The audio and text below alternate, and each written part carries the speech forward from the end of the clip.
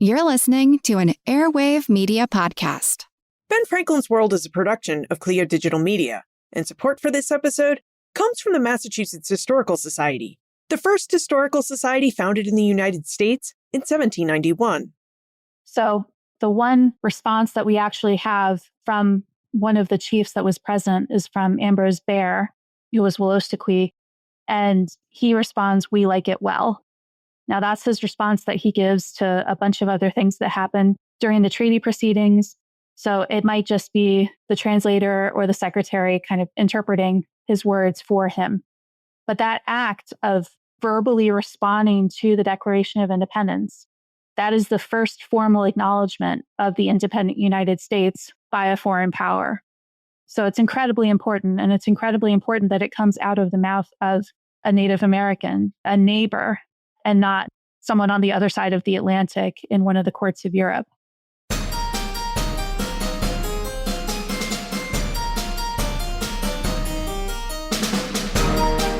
Hello, and welcome to episode 439 of Ben Franklin's World, the podcast dedicated to helping you learn more about how the people and events of our early American past have shaped the present-day world we live in. And I'm your host, Liz Covart. The Second Continental Congress voted to declare independence on July 2, 1776. It wrote one of the most iconic documents in history to ensure the world knew why the United States was now a free and independent country. The only problem, the Second Continental Congress had absolutely no plan for telling the world about their declaration. Now, Congress did send one copy of its declaration to France. That copy was lost at sea. Printers across the new nation printed the text however they liked, and most often, they just relied on copies made by other printers, which increased the number of forgotten words in the Declaration or misspelled words. And no plans were made for translating the Declaration outside of English. So the translations that happened took place because individuals and state governments decided to have the document translated, including verbally translating it for many indigenous nations. Emily Sneff, author of When the Declaration of Independence Was News, joins us to explore how news of the Declaration of Independence spread in 1776. Now, during our investigation, Emily reveals why the Declaration of Independence was the product of the Second Continental Congress and not Thomas Jefferson alone, how the text of the Declaration of Independence spread in ways that Congress never anticipated, and why Congress never sent an official copy of the Declaration to King George III or Parliament. But first, do you push past the easy version of history? Do you wonder who actually wrote the Declaration of Independence and whether the answer you got in school holds up? If so, you need the History Explorers Club. The History Explorers Club is a historian-led membership for curious adults who want to go deeper into early American history, with expert guidance, historical context, and a community of like-minded history lovers. Each month, you speak with guest historians in live conversations, go behind the scenes of how historians actually work in our quarterly workshops, and join informal club calls to share your discoveries and to trade recommendations. No scholarly background is needed, and we record everything so that you can participate on your own schedule. Find your people at historyexplorers.club. That's historyexplorers.club, historyexplorers.club. All right, are you ready to investigate what the Declaration of Independence was like when it was news? Let's go meet our guest historian.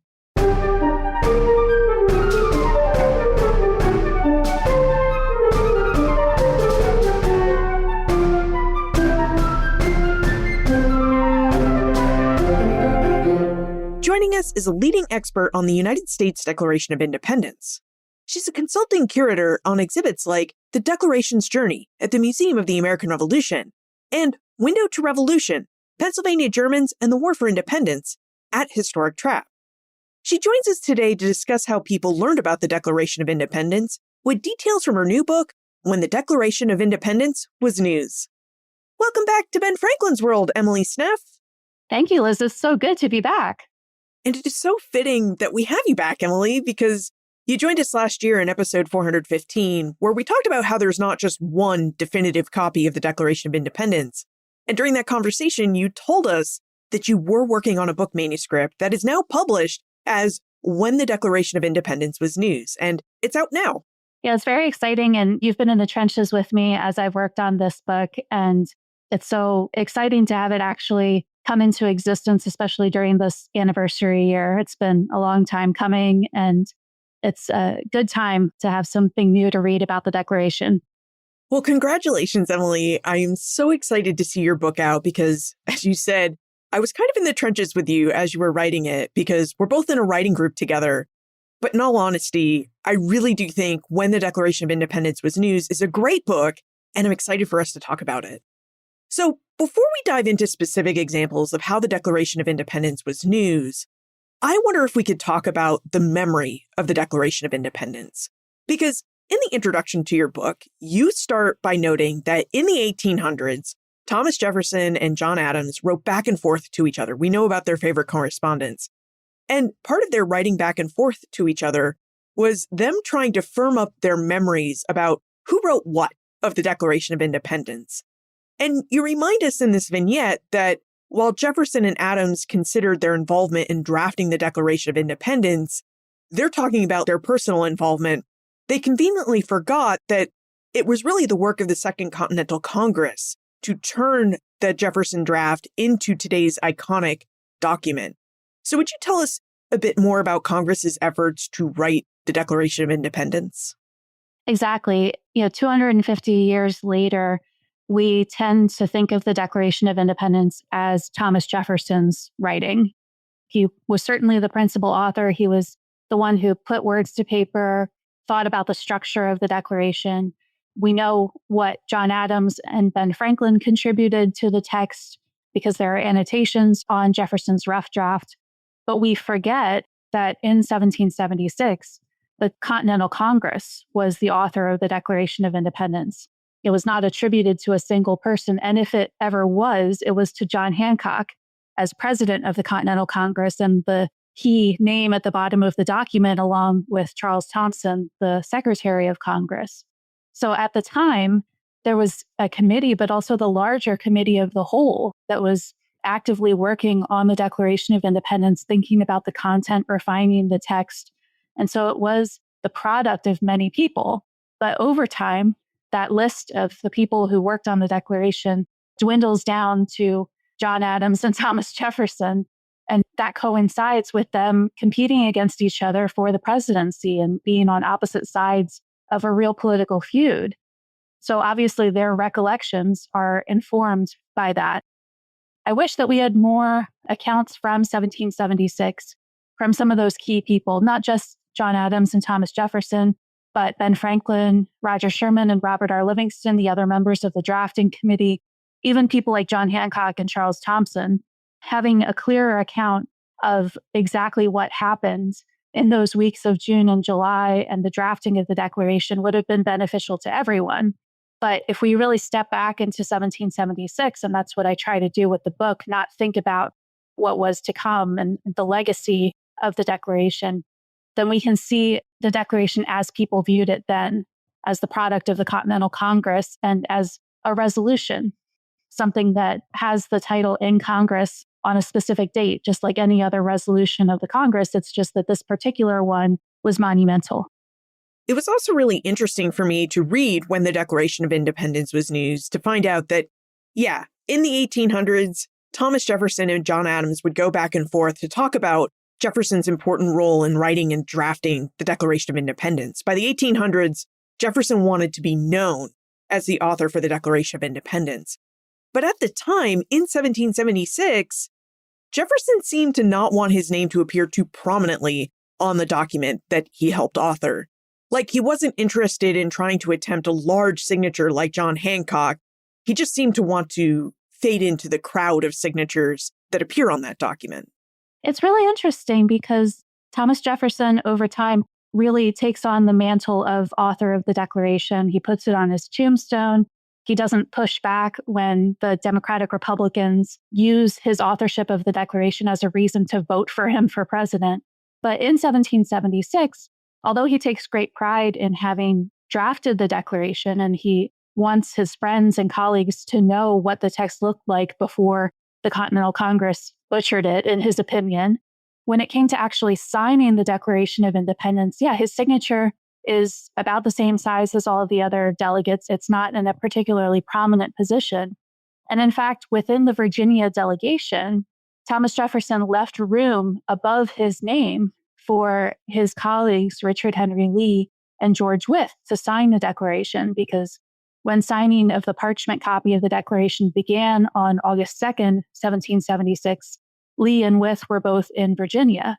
So Jefferson, rather than signing his name first and leaving them to sign at the bottom of the list of the Virginia delegation, which is what happened for most of the other men who were not in Philadelphia when signing began, he leaves space for these two individuals who are mentors and friends of his to sign above him. So he really is deferential. And this is an aspect of the signing of the Declaration that, as far as I can tell, has not been identified before. So it's one of the benefits of really focusing on the process of declaring independence. You start to notice these little details that actually tell you quite a bit about what the cast of characters that we associate with the Declaration thought about it in 1776 and how they approached their own contributions to the Declaration. Speaking of that cast of characters, I'd like to return to the Second Continental Congress, which authored the Declaration and issued it in its name.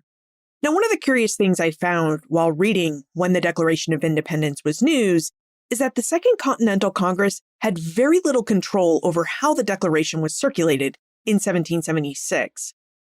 Emily, I wonder if you could help us better understand Congress's lack of control in circulating the Declaration of Independence, because when we think of governments issuing an important document or idea today, we can see the full-on press corps and the curated social media posts and the government just taking control of its message and putting it out into the world. So how was this not the case when the Second Continental Congress issued the Declaration of Independence?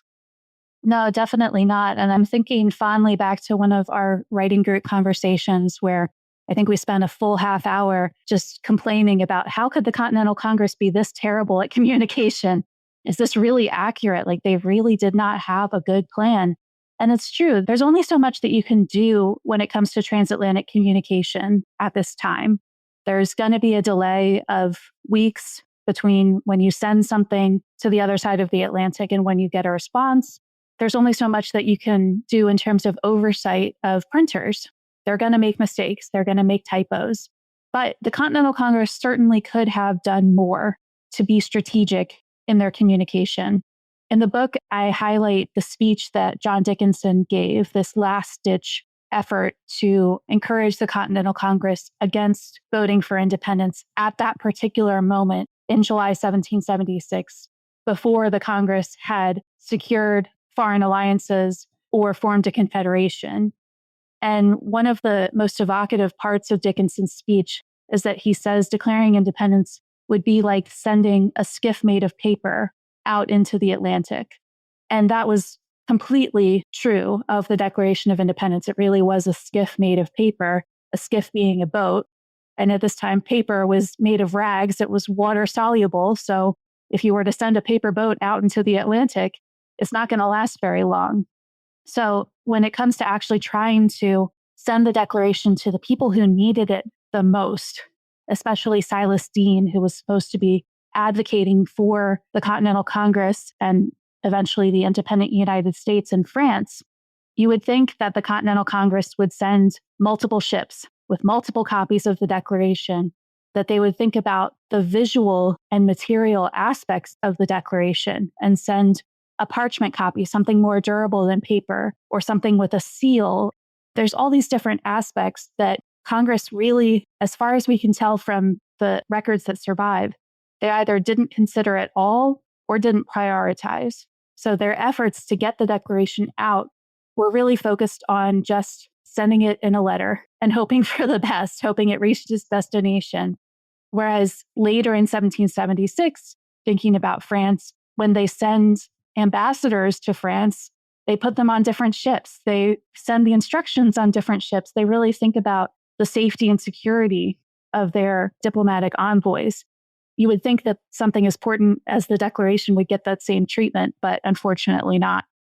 It is funny to think about all the different committees that the Second Continental Congress had, and they had a lot of different committees, and not one committee was about public relations or communications. I mean, imagine if Benjamin Franklin had been in charge of that committee. Things just would have been done a lot differently, I think. That's a great time warp question. What if they had actually had a communications department within the Continental Congress? And that's one of the questions that I have with Ben Franklin's involvement in the Declaration of Independence. You would think that someone with his print savvy would have wanted a bit more oversight into exactly how the Declaration was being disseminated. And that's not to say that John Dunlap did a bad job as the first printer of the Declaration. He did a fantastic job. He probably had some oversight from the Continental Congress, whether it was one of the members of the drafting committee or Charles Thompson. Someone was making sure that he was printing the text as agreed to by the Continental Congress. But outside of Philadelphia, printers basically did what they wanted to with the text. And that's certainly true when the text gets to London and it is excerpted and censored and printed in ways that if the Continental Congress had known, they would have been furious to see the Declaration manipulated in that way. So it's a great question to think about compared to what we're used to with political leaders today, the sort of press secretaries, of course, the speed of communication and the opportunity to quickly correct things in the modern day, which is a luxury that they just didn't have in 1776. So, Emily, when did the first news of the Declaration of Independence come out of Congress? You mentioned John Dunlap, and that seems to be like the one message that Congress controlled was when they ordered Dunlap to print the first copies of the Declaration of Independence. But was it the Dunlap broadside that told everyone the news about the Declaration of Independence, or did congressmen start talking about it in taverns and boarding houses in Philadelphia throughout the town after they made the vote on July 2nd, 1776? That's a great question. We know that on July 2nd, 1776, the news that the Continental Congress had voted to declare independence starts to spread immediately. And certainly it spreads around town by word of mouth in Philadelphia, in the coffee houses and the taverns. But it is also printed in one of the city's newspapers, the Pennsylvania Evening Post, which was a tri-weekly evening newspaper. And so the evening of Tuesday, July 2nd, there's a quick sentence that's added once most of the typesetting of the newspaper was completed. And so that specific piece of news, the news of July 2nd, begins to spread. Other printers, other newspapers copy that information. But it's, of course, quickly followed up by the Declaration of Independence itself. So not every newspaper in the United States printed that information from July 2nd. Some of them, by the time they got that, they also had the Declaration in hand, and they focused their attention on sharing the full text of the Declaration, which is essentially the press release for the decision made on July 2nd. Benjamin Town also was the first newspaper printer to print the Declaration of Independence on Saturday, July 6th. So he was very fortunate with his Tuesday, Thursday, Saturday printing schedule in July 1776 to have early access to print the Declaration faster than other printers who had a set day of the week. John Dunlap printed his newspaper on Mondays. In some other cities, printers created an extraordinary issue of their newspaper so that they could share the Declaration quicker. But for the most part, it was just whatever day of the week your newspaper was printed, that's the day that you printed the Declaration. So Benjamin Town begins this process of the Declaration being printed in the columns of local newspapers all over the United States on July 6th.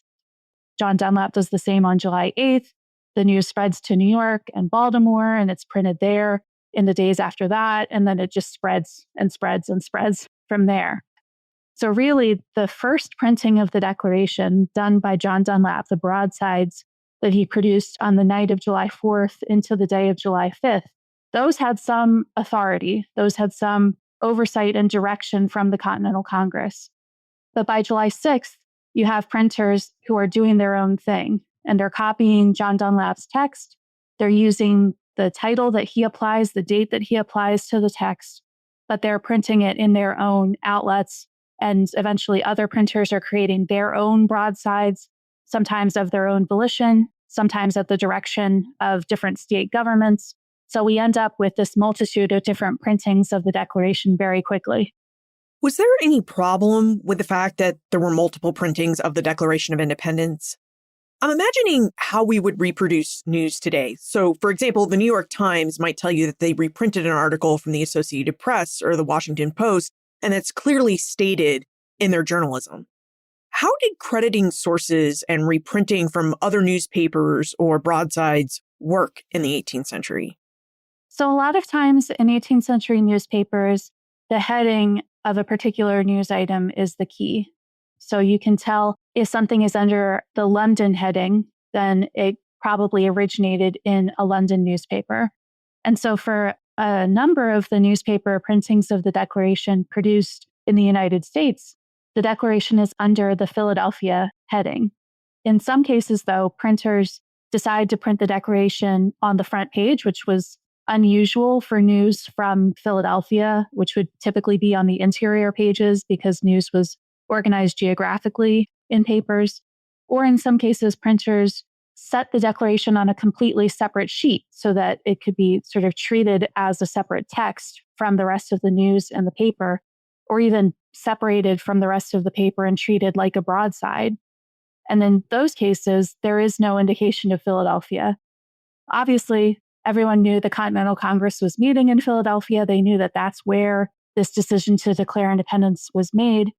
But you do lose the paper trail a bit. And so for me, as a historian who has access to either scans or digitized copies of all these different printings that were created, I can much more easily compare and find little tiny pieces of evidence that show how the text spread from one place to another, words that get switched around, or capitalization or punctuation changes that are then copied by other printers.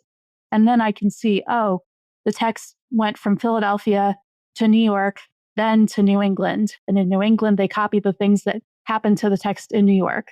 Or in London, when the text is so changed by British printers, those changes are then copied by European printers, even in translations. So you can kind of piece the clues together. But of course, in 1776, people read the copy of the Declaration that they had access to. They had no reason to question where it came from or whether the source was authentic or not. They trusted that it was the resolution of the Continental Congress. I also took the point from when the Declaration of Independence was news that we shouldn't assume that big stories like the Declaration of Independence would have headlined front pages of newspapers like they do today, because when you look at an 18th century newspaper, you typically see ads on the front and back of the newspaper, and the real news, the big news, that's what's located in the middle of the newspaper. We are so used to the importance of news being correlated with its position in the newspaper. For those of us who still read physical newspapers or who look at the front page of a newspaper on a website, we're used to, the bigger the heading, the more important the story. And in 1776, that was just not the case. The Declaration, in some cases, is treated specially. But for a lot of printers, they set the first and last pages of their newspapers early in the week with longer essays or long-running advertisements. And then they organized the rest of the news that they got from out of town from the furthest away to the closest. So we can't pass any judgment on printers who put the Declaration in the interior of their newspapers or just treated it like any other piece of information from Philadelphia, though we can give attention to the printers who treated the Declaration specially. For example, Mary Catherine Goddard printed it on the front page of her Baltimore newspaper. And before the text, she added this little block of text with a bunch of type ornaments to draw readers' attention, announcing that the 13 colonies had become independent. And I actually borrowed some of the type ornaments from that announcement within the text of the book. So you'll have to keep an eye out for those as you're reading. But she clearly took pride in the fact that the Declaration of Independence had happened, was excited about it, wanted her readers to know about it. And so she adds this extra little flourish to draw readers' attention to the front page. So it's not even just enough to put it on the first page. She added a little bit extra to make sure readers understood the importance of it. Well, we've now talked about newspapers and broadsides and how people read about the Declaration of Independence in print. But was the print form how most people learned about the Declaration of Independence? It's a hard question to answer. I get a lot of questions about literacy in 1776 and access, how many people really would have been able to hold a copy of the Declaration of Independence in their hands and read it themselves?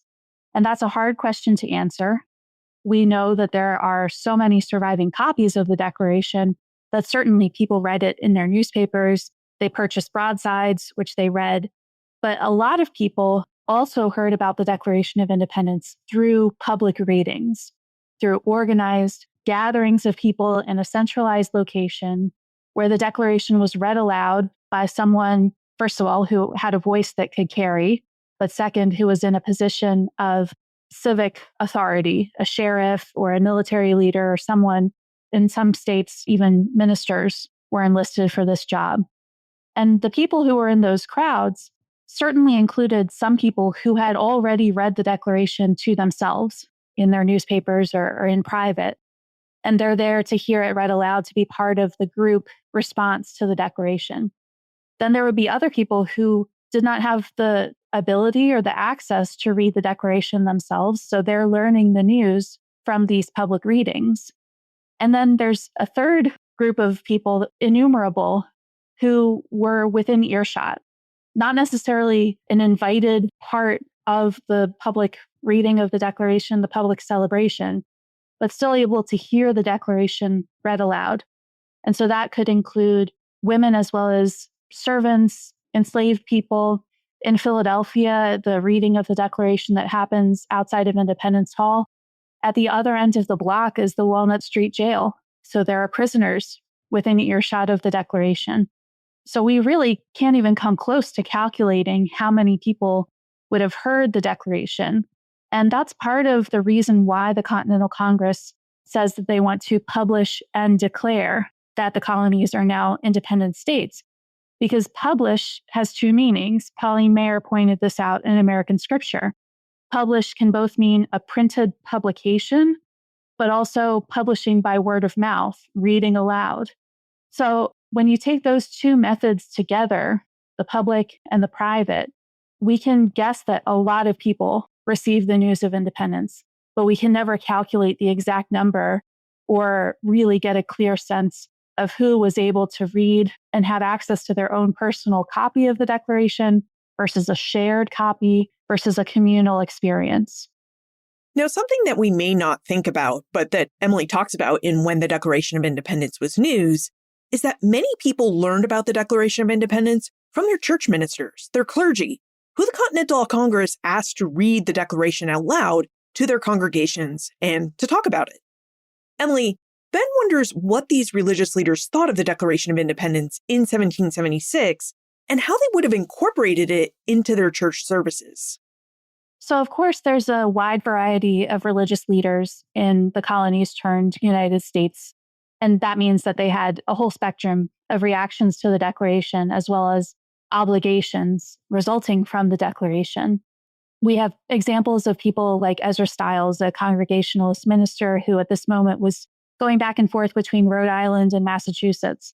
He certainly was in favor of independence, and he comments on the other ministers he sees who are grieving the decision to declare independence. We have plenty of other examples of ministers who did not agree with the decision to declare independence. And what I ended up focusing on in the book is the Anglican ministers in the independent United States. So I would answer Ben's question by saying, I never expected to have a chapter about Anglican ministers in my book about the Declaration. I also didn't expect to have a chapter about smallpox, but this is what you find out when you really dive deep into 1776 and the lived experience. And this chapter about Anglican ministers was actually the last one that I wrote. It came out of a conference panel that I went to that was about loyalists, and someone was using the records of the Society for the Propagation of the Gospel within their conference paper. And I thought, I should take a look at them. And it was a treasure trove. I already knew about Jacob Duché, who was the minister of Christ Church in Philadelphia. I knew about Jacob Bailey, who was a SPG minister in the part of Massachusetts that became Maine, and he vehemently opposed the Declaration of Independence. And in Massachusetts, that is one of the states where the provincial governments instructed ministers to read the Declaration of Independence aloud to their congregations. And Jacob Bailey refused to do so. So we have those records. So I had those two examples. I didn't know there were so many more examples and all over the place geographically. And what's really interesting about the Anglican ministers' reactions to the Declaration is they're all isolated. They can't really communicate with other ministers in other places, and they can't communicate with the SPG secretary back in London. So they have to make very quickly decisions about what to do after independence. And they have basically three choices. They could proceed as if nothing had changed, which would mean continuing to have their churches open and to use the Book of Common Prayer as is, which included prayers for the king and the royal family. So that was one choice that some ministers had the luxury to make, at least for a short time. Another choice, which a lot of ministers ended up pursuing, was to change the Book of Common Prayer. And so that meant either removing the prayers for the king and the royal family or changing them to prayers for example, the Continental Congress or the state governments. And that was a challenge because it was against their oath of ordination to change the Book of Common Prayer. So these ministers felt like they might actually be betraying their oath by removing the prayers for the king and the royal family, but at least it kept their churches open and their congregations together. And then the third choice, which ultimately a lot of pastors did make, was to close their churches altogether, either because they didn't feel comfortable changing the Book of Common Prayer or going against their oath of ordination, which said that the king was the head of the Church of England. Can't really say that anymore when the king is no longer the ruler of the independent United States. And in some cases, ministers were doing so because they were afraid of violence, either from the larger communities around them or from their own congregations. We see veiled threats from congregations to their ministers, sort of forcing them to either close their churches or change their prayers. So this chapter really emerged from this complex set of decisions that each of these ministers were making in their own circumstances. And in some cases, we end up with some really fantastic material culture resulting from these decisions, pages in the Book of Common Prayer where the prayers are crossed out in ink or new prayers are pasted into place. So it ended up being a really fascinating addition to the book. And I think it helps to show just the range of reactions to the Declaration, as well as the immediacy of the Declaration's impact on certain people's lives. Well, thus far, we have talked about how the Declaration of Independence circulated. It was read out loud in public settings and in church. Printers published the Declaration's text so that people could hold it and read it. But this is how English editions of the Declaration of Independence circulated. And something that Emily covers extensively in When the Declaration of Independence Was News is how the Declaration circulated in foreign languages. Emily, let's take a moment to thank our episode sponsors, and then let's talk about the translation of the Declaration of Independence into foreign languages. What Emily has been describing, a document that was made and remade the moment it left Philadelphia, as it spread through print shops, pulpits, and treaty councils in ways that Congress never anticipated. This is exactly the kind of history that requires original sources to tell well. You just can't reconstruct 1776 from memory. You need the letters, the diaries, the annotated newspapers that people actually held in their hands. Which is why I want to take a moment to thank our episode sponsor, the Massachusetts Historical Society, the first historical society founded in the United States in 1791. Emily's book draws directly on the MHS's collections, and I think that's worth pausing on. The chapter on Abigail Adams and her children enduring smallpox inoculation in Boston is built on the Adams family correspondence, which is held at the MHS. So is Polly Palmer's letter of August 4, 1776, which she wrote just days after receiving one of the first printings of the Declaration. It's a letter that Emily featured as an illustration in her book. The MHS also holds Isaac Banks's diary, which gives us a first-person account of the tensions in New York as the Howe brothers arrived to negotiate peace. They also hold Harbottle Door's annotated newspaper printing of the Declaration. Now, these aren't just footnotes in Emily's work. They're part of its foundation. That's what historical societies like the MHS do. They hold the papers, the images, and the objects from the past that make history books like Emily's possible.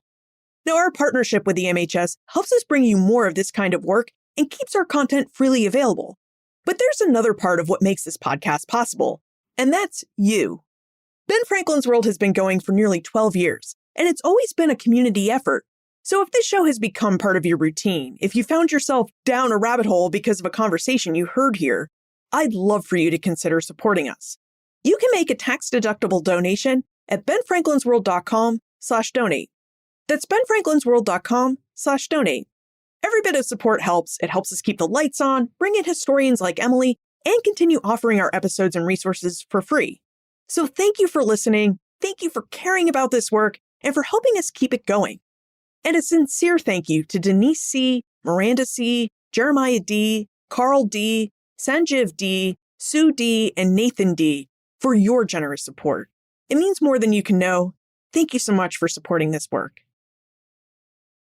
Emily, would you tell us about the first foreign language translation of the Declaration of Independence, which saw the Declaration of Independence translated into German? The first translation of the Declaration is done in Philadelphia within days of July 4th. And that information is always surprising to people when I talk about the Declaration because they don't think about the early United States as being a multilingual place. But it absolutely was, and certainly in the greater Philadelphia area. When I think back to my own ancestors on both sides of my family who were living in the greater Philadelphia area in 1776, they were German. So if they got the news of independence, it probably was in German. So that means that the initial German translations are a particular point of pride and importance to me. And yes, within a few days, these German printers in Philadelphia had not only translated and typeset the text, but produced two versions. The Declaration was printed in the biweekly German newspaper in Philadelphia, but also produced as a broadside. And if we think about broadsides as being things that were intended to be posted up in public spaces or used for public readings, then we get a clearer sense of how the German and American community operated in 1776, that they wanted the same level of access to the Declaration as their Anglophonic neighbors. And these translations are really fascinating because we see additional German translations created in Europe about 6 weeks later that are totally different. They weren't working from the German translations created in Philadelphia. They were working from the English version of the text that had been printed in London, and in some cases from the French translation of the English text from London. So there's a sort of chain of translation that impacts the text. But just to give one example of how the translations work, if we think about the word facts, let facts be presented to a candid world towards the end of the preamble of the Declaration. In the European newspapers, the word facts is translated as Verfehlen or Begebenheiten. And both of those words imply events or incidents. But in Philadelphia, in the translations created days after July 4th, facts was translated as facta, which comes from the Latin legal understanding of the word. So for the Philadelphia translators, they understood that the list of grievances about King George III was evidence. It was these lawyers on the Committee of Five building up evidence supporting their case for independence from the king. Whereas the literal translations of the Declaration created in Europe, when those German translators were working with the text, they understood this long list of things the king had done as events or incidents that had happened. So it's really interesting to see the distinctions between the different translations and to think about how the translators working here in Philadelphia, they had translated common sense. They had been translating the resolutions of the Continental Congress for months. They understood the language of independence in a way that the translators working in Europe, who were just printing word for word translations of news from around the world, they weren't really paying that much attention. This really makes me wonder whether non-North Americans could ever truly understand the meaning and context of the Declaration of Independence. Because you offered a partial Dutch translation and some French translations in your book, and as I was reading those translations, I saw that they were literal word-for-word translations from English to Dutch and French that completely missed the nuance and idioms that played well in North America. So the inclusion and translation of those meanings by the Pennsylvania Germans, I really think that is what makes this Pennsylvania German translation very unique and interesting.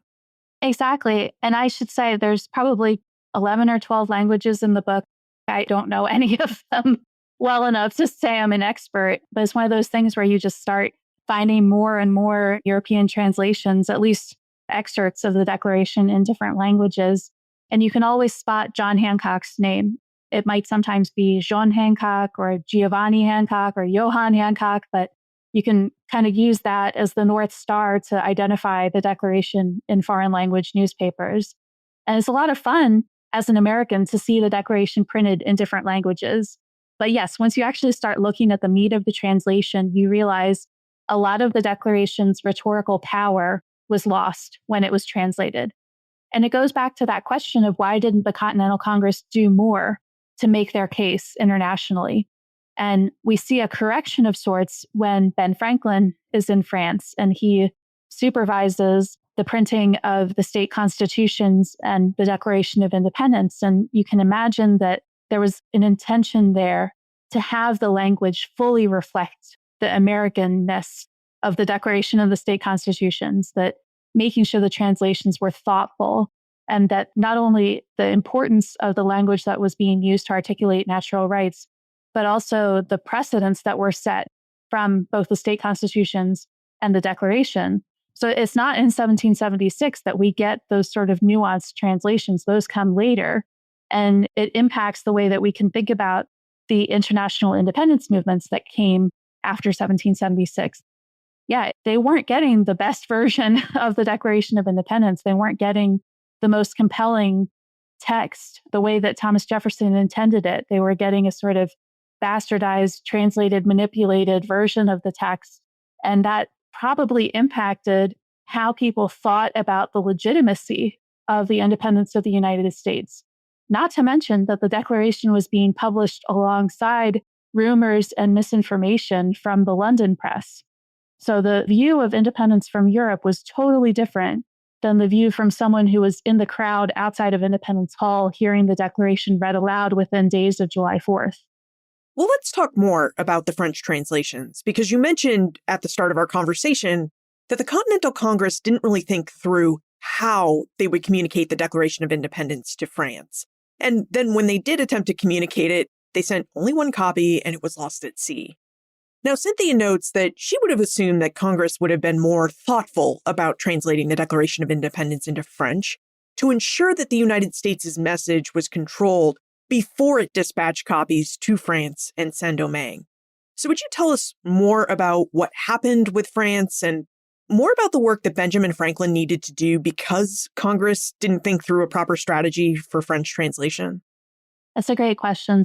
I would think that in July 1776, if the Continental Congress was going to be intentional about translating into any language, it could have been German because of the significant German population. And there's an ongoing conversation all through the early Republic about printing resolutions and laws in German for people who operated their daily lives in German. So on the domestic side of things, that's the language to think about. But internationally, the other language to think about translating into would be French. And it does seem counterintuitive that the Continental Congress had sent Silas Deane to France, and they had every intention of him forming an alliance between the colonies turned states and France. And yet they don't equip him with a French translation of the Declaration. And in fact, in his instructions, when he is sent to France, he's told to find a translator that is trustworthy. Now, that's challenging when you're in a foreign country and you don't really know the language yourself, and you're supposed to find someone who is both capable of doing translation and also trustworthy enough to not change the text when they do so. So that question of why the Continental Congress wasn't more intentional in sending a French translation from Philadelphia to Paris continues to bother me. So in terms of the French translations that do exist, there are manuscript copies of the Declaration in French in the foreign archives in France, that Silas Deane was the first person keeping the records of a potential alliance between France and Spain. And so in that volume 1 of the alliance between France and the United States, there's a manuscript translation of the Declaration, which reflects when Silas Deane actually presented the Declaration to the Court of Versailles. There's French translations in other archives as well. There's a French translation in an archive in France that is said to be from Canada.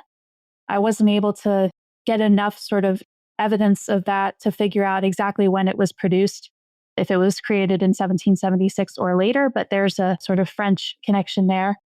And then certainly in the Caribbean, we know that there were ongoing questions about Caribbean islands recognizing American ships that persist, through 1776.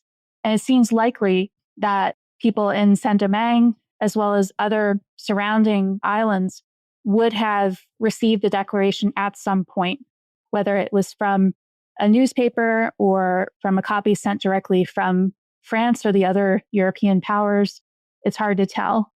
We don't see a through line from a copy of the Declaration in Saint-Domingue in 1776 to 1804, when Haiti issues a Declaration of Independence of their own.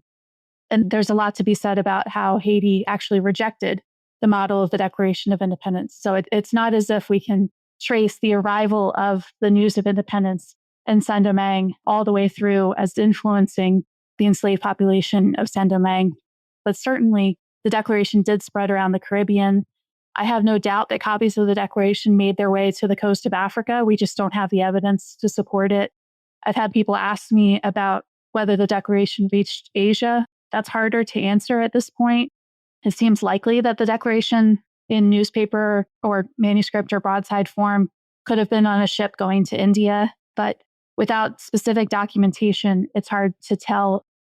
I think the most important thing is just if we treat the Declaration as news, then we can see it traveling much further and being translated many, many more times than we have the physical evidence to actually corroborate. Now, another type of translation that Americans made of their Declaration of Independence were verbal translations for Indigenous peoples. Emily, would you tell us about the translations that the people of Massachusetts made for the Wolastoqiyik and Mi'kmaq peoples, and that the people of New York made for the Haudenosaunee? So we think about the paper copies of the Declaration that survived, and we tend to focus on those when we tell the story of independence. But there were verbal translations that were made sort of on the spot of the Declaration. And one of the earliest examples that we know of is in Watertown, Massachusetts, where there's this meeting between representatives of the colony turned state of Massachusetts and the Wolastoqiyik and Mi'kmaq nations that are up in New Brunswick and Maine, that part of Canada and the northern United States. They had come down to Massachusetts anticipating that they could meet with George Washington, not realizing that he had traveled to New York. So the Massachusetts leading political figures kind of step in, and they're in the middle of treaty meetings when the Declaration of Independence arrives. And because we have the minutes of the proceedings, we know that the Declaration was translated for these Wolastoqiyik and Mi'kmaq chiefs. More than likely, it was translated into French, and then the men who knew French were able to translate it further for the men who didn't. Now, there's a lot of questions left within that story. We don't know for sure if the Declaration was translated in its entirety. If so, how was the phrase merciless Indian savages treated? At the very least, we know that the final paragraph of the Declaration of Independence was something that was communicated to these Indigenous and First Nations chiefs, because the last paragraph of the Declaration is incorporated into the first paragraph of the treaty that they all sign. So the one response that we actually have from one of the chiefs that was present is from Ambrose Bierre, who was Wolastoqiyik, and he responds, "We like it well." Now that's his response that he gives to a bunch of other things that happened during the treaty proceedings. So it might just be the translator or the secretary kind of interpreting his words for him. But that act of verbally responding to the Declaration of Independence, that is the first formal acknowledgement of the independent United States by a foreign power. So it's incredibly important, and it's incredibly important that it comes out of the mouth of a Native American, a neighbor, and not someone on the other side of the Atlantic in one of the courts of Europe. So that's one example of how the Declaration is communicated verbally. Another is to the Haudenosaunee. There's a meeting that Philip Schuyler organizes in German Flats, New York. And He was concerned at this point that the Six Nations might be changing their neutral positions within the war. So with the Micmac chiefs that come down to Massachusetts, they are absolutely in support of the independent United States. Some of the Micmac chiefs actually jump out of their chairs to go and join General George Washington in New York. They're so excited to fight alongside of him. But when it comes to the Six Nations, they were in more of a neutral position. And then, of course, you have other nations that are engaging in violence that is what makes it into the Declaration and is treated as merciless savagery. So these nations that were neutral, Philip Schuyler was hoping to, at best, convince them to support the independent United States, but at least keep them neutral and dissuade them from siding with the British.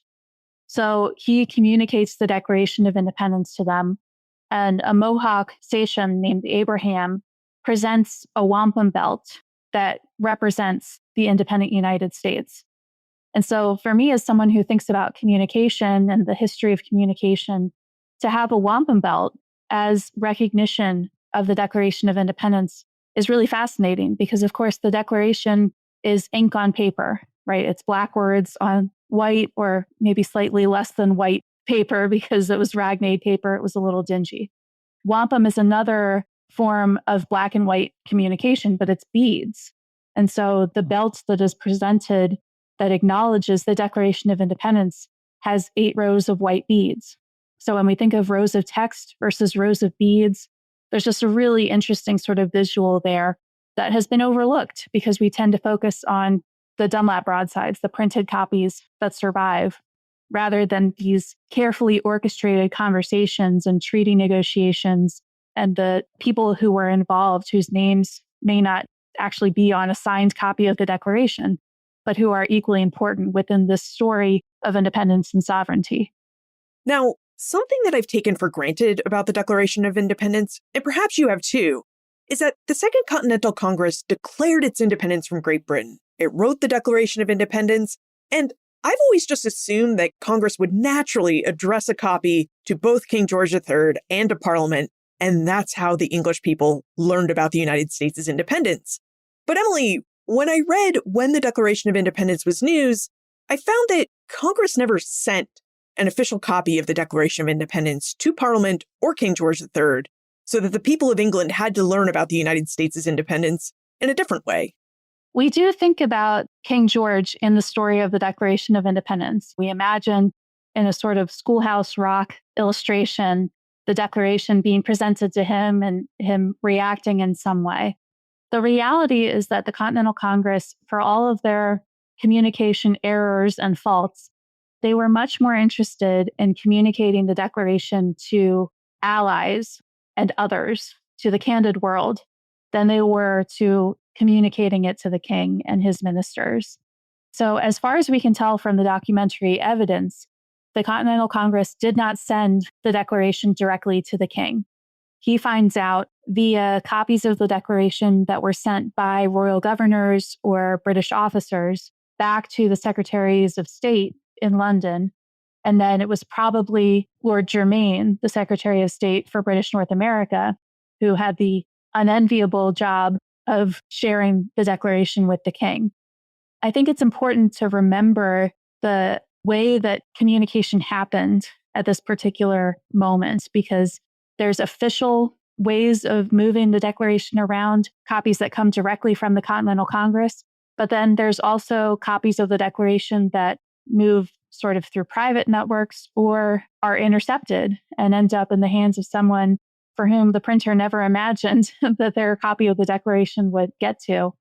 And so as a number of copies of the Declaration, including Dunlap broadsides, build up in the Secretaries of State's offices in London, you can imagine them thinking like, yeah, we get it. We know they declared independence. But when we actually trace the way that the text spread, we can see that in London, there were also questions of like, well, why didn't the Continental Congress tell the king? Why didn't they send it to Parliament? Why didn't they make a more formal declaration of their separation from Great Britain?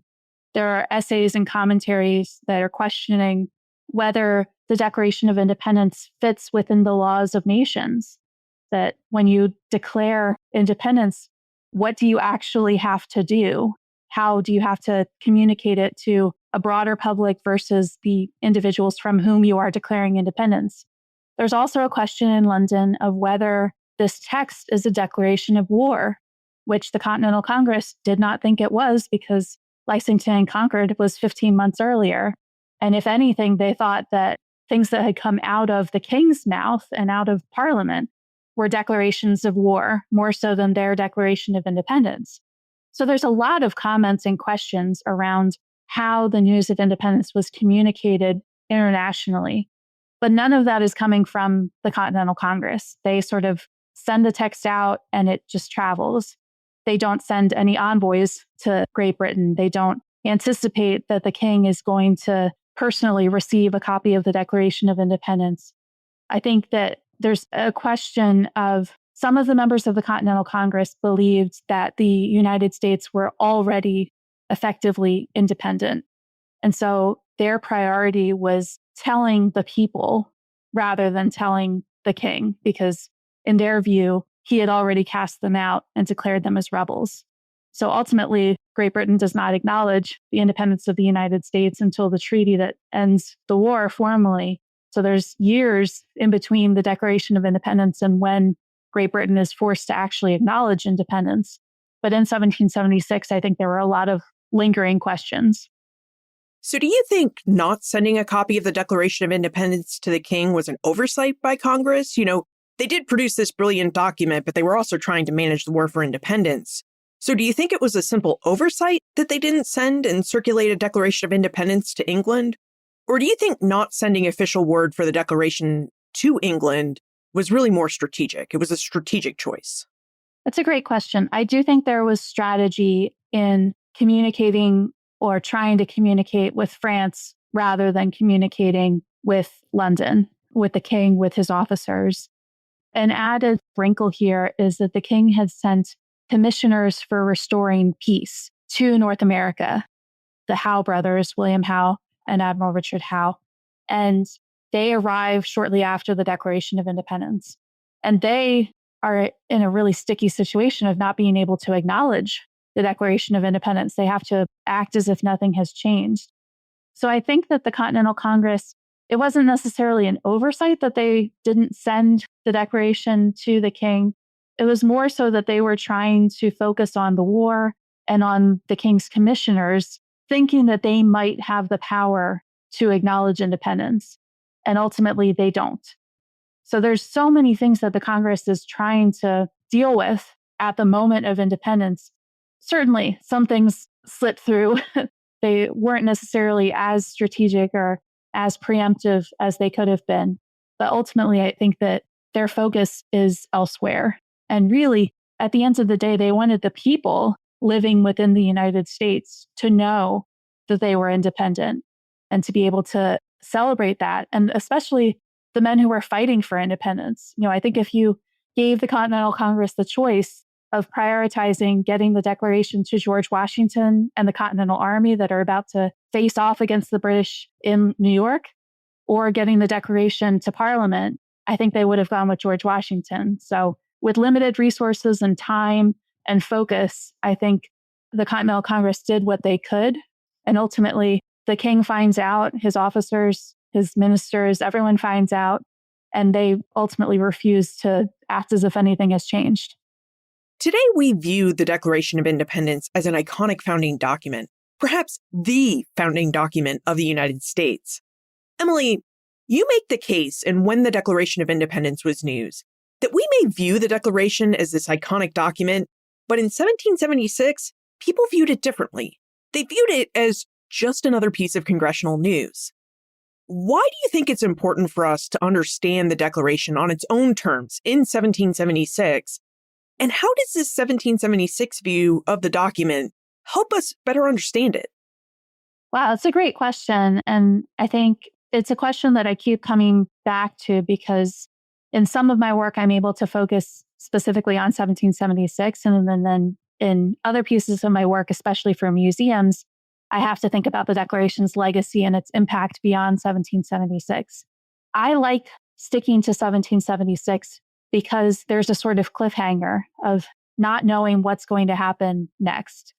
I also, as I thought about the Declaration as news, it has become clear that for a lot of people, the Declaration was something that happened one day and then life continued, that there were other priorities, there were other things that were happening. There's state constitutions that are being made. There's a war that's being fought. There's a smallpox outbreak in Boston. Like there's all these other priorities that people have. And I think that's a very relatable thing that as we today live through historic moments, we're thinking about the day to day much more so than the long sort of duration of a particular event. If you go back and watch an episode of local news from a year ago, you're not going to remember any of the things that are being reported. And so when we think of the Declaration as news, it's part of a news cycle. It's something that people are absorbing, processing, and moving on. And in some cases, we do have evidence of that. There's a soldier at Fort Ticonderoga who says that the Declaration made a little buzz, but was soon forgotten about because they're waging a war. They got to keep things going. I also think it's important to remember that the people involved in the Declaration of Independence, that cast of characters is much bigger than the men who signed the document. If we think of that as the Declaration, which many people do, and we just focus on the signers, a group of 56 men who were never in the same place at the same time, we lose sight of all of the other people involved in the process of declaring independence, in printing, in reading aloud, in absorbing that news, in tearing down the symbols of the king and lighting bonfires in the streets, in fighting for independence. So focusing on 1776 allows those people's stories to really shine. And at the end of the book, it leaves off in January 1777 when things are not looking great for the independent United States, which is a helpful reminder as, we're 250 years on. Ultimately, the nation has survived through many conflicts and many challenges. But at the time, the Declaration was something that it was not known if independence was actually going to happen or if the Declaration was just words on a piece of paper. Well, it's time for us to move into our next segment, and I'm calling an audible. We're going to have a 1776 in context segment, but I really think we need to go back to that time warp question about Benjamin Franklin. So, Emily, welcome to the Time Warp. This is our segment of the show where we ask you a hypothetical history question about what might have happened if something had occurred differently or if someone had acted differently. Emily, in your opinion, what might have happened if Congress had thought to have a PR committee or a communications committee headed by someone like Benjamin Franklin, who had made a lot of money over the years printing the news and communicating with people? How might the dissemination of the Declaration of Independence have been different with this committee and with Ben Franklin as its head? Well, I would hope it would have been more effective. I think Benjamin Franklin, obviously, he had so many things that he accomplished and so many precedents that he set, and his impact on the printing business is deeply felt. There's printers who printed the Declaration who came out of the sort of Ben Franklin tree of printers setting up shop all over the United States.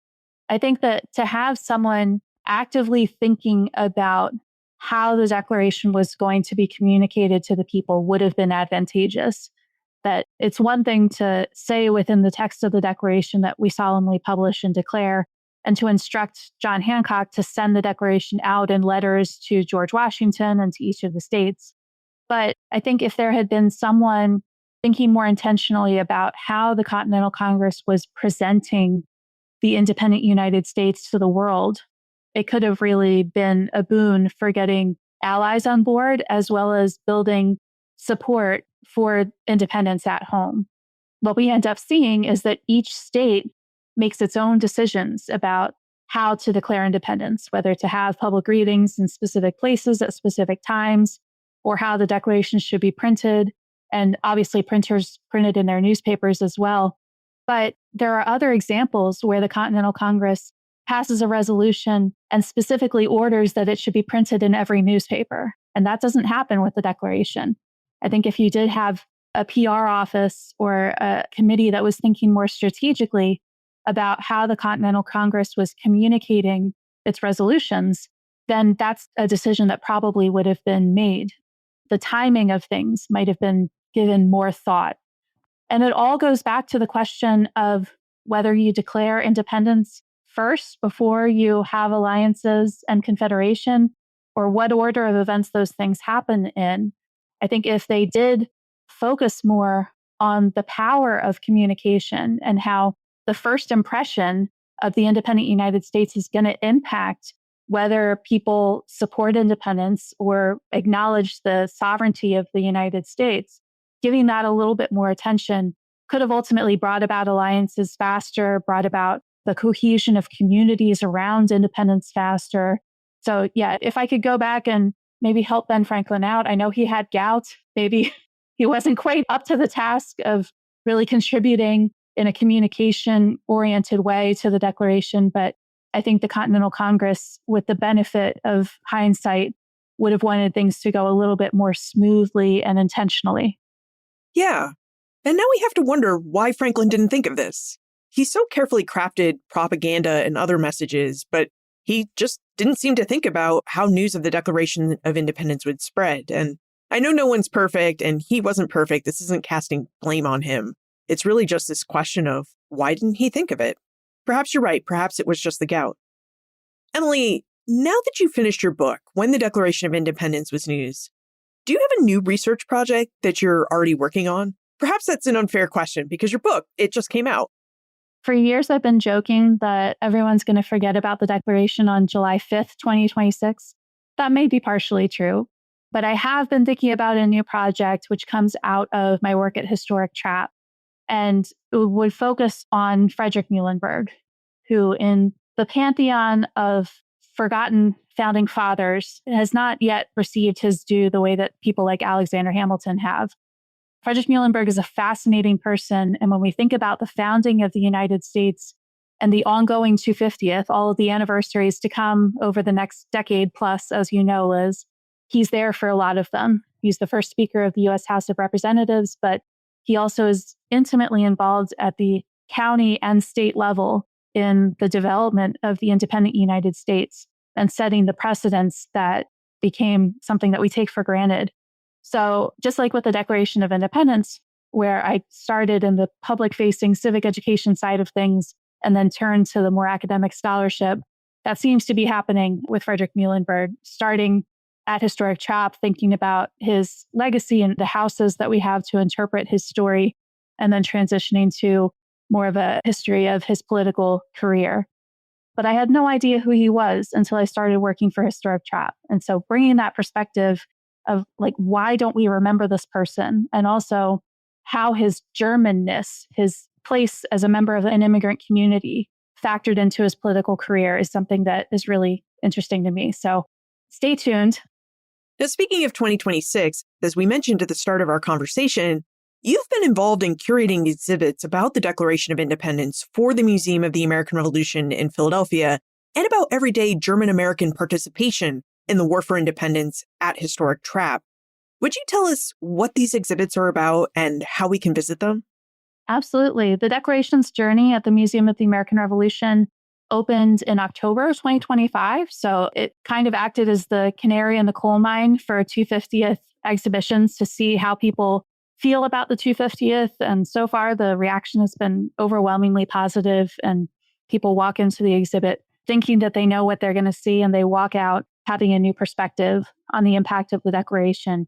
And the exhibit will be up until January 2027. So if you come to Philadelphia for the 250th, the museum is just a couple blocks from Independence Hall, and you'll get to see some really incredible objects, a printing press from Chile, all sorts of different copies of the Declaration, things like Elizabeth Cady Stanton's desk that really connect you to the people involved in the history of the Declaration. So definitely, it's worth a visit. At Historic Trap, we're focusing on the experience of Pennsylvania Germans and thinking about not only the people who fought for independence, but the people who lived through independence. And we're also looking at the long 250th because next year in 2027, we will mark when the war came to the Trap area, from the battles in the fall of 1777 through the encampment at Valley Forge, which is only about 20 minutes from Trap. So we have houses that can interpret this story, including the Muhlenberg House, which was really a place of refuge for people that were evacuating from Philadelphia during the British occupation of the city. But we also talk about different types of people living through the war, people who were pacifists, people who refused to sign oaths of allegiance, people of different religious communities, given the tremendous religious pluralism in Pennsylvania. And then even the German soldiers who came here fighting alongside the British and then decided to stay and became Proctor artists and other artisans within Pennsylvania. So tons of really interesting stories. And it's going to be an exciting exhibit where you can do something like read Henry Muhlenberg's handwritten journals describing what it was like to live through the war, and then walk through his house and see it come off the page and really inhabit that space. Trapp is just outside of Philadelphia. Well worth a visit if you've never been before.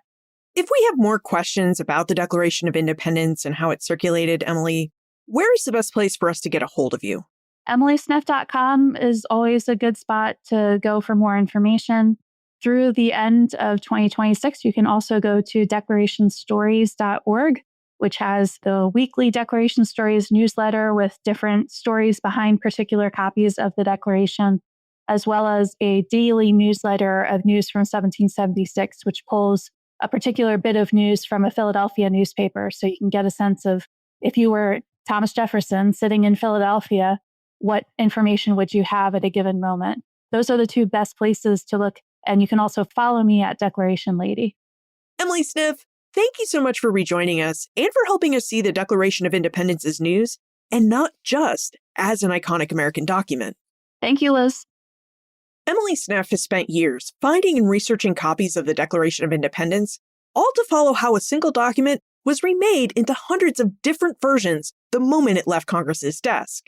And what Emily found, and what I hope you found in this conversation, is that the Declaration of Independence is far more interesting when you treat it the way that people did in 1776, and that's as news. Now, two aspects of this conversation are staying with me. The first is Emily's point about what the word facts means. When Thomas Jefferson and the Committee of Five wrote, "Let facts be submitted to a candid world," they were thinking like lawyers. And as lawyers, they prepared a list of grievances, 27 of them, against King George III as evidence for the United States' claiming its independence from the British Empire. Now, the Second Continental Congress meant facts as in the legal Latin definition of facta, but translators working in Europe tended to translate facts to mean events or incidents, things that had simply happened, rather than as evidence that Congress had assembled to make its legal argument. Now, this difference in meaning and translation tells us something profound about the Declaration of Independence. The people closest to the revolution understood its language in ways that the wider world simply could not. Now, the second aspect of this conversation that's staying with me is Emily's account of John Dickinson's warning. Before the vote for independence, Dickinson told Congress that declaring independence without foreign alliances or a confederation in place would be like sending a skiff made of paper out into the Atlantic Ocean. Dickinson was trying to delay the act of declaring independence. He didn't think the timing was right. But the image he evoked of a skiff made of paper describes what actually happened. Congress sent the Declaration of Independence out into the world with no communication strategy or plan. So the Declaration dissolved and reformed with every printer, translator, and minister who touched it and communicated it anew. Now, the miracle here is not that the Declaration survived the journey. It's that enough of its text survived and all its many remakings to matter. So our conversation with Emily is a really good reminder that the Declaration of Independence wasn't born as an iconic document. It was made that way, slowly, unevenly, and by far more people than the 56 men who signed the document. Look for more information about Emily, her book, When the Declaration of Independence Was News, plus notes, links, and a transcript for everything we talked about today on the show notes page. benfranklinsworld.com/439. Now, I think this episode is one that you really should be sharing with your friends. After all, remember that the act of sharing is an act of caring. Friends tell friends about their Vivid podcasts. Production assistance for this podcast comes from Joseph Edelman, Karen Wolf, and Morgan McCullough. Breakmaster Cylinder composed our custom theme music. This podcast is part of the Airwave Media Podcast Network. To discover and listen to their other podcasts, visit airwavemedia.com. Finally, I'm really curious. What part of this conversation surprised you most? Was it the German printers who understood the Declaration's legal language? Or the Anglican ministers who crossed out the king in their common prayer books? Was it something else? I'd really love to know, so please send me your answers. Liz@benfranklinsworld.com. Ben Franklin's World is a production of Clio Digital Media, and support for this episode comes from the Massachusetts Historical Society, the first historical society founded in the United States in 1791.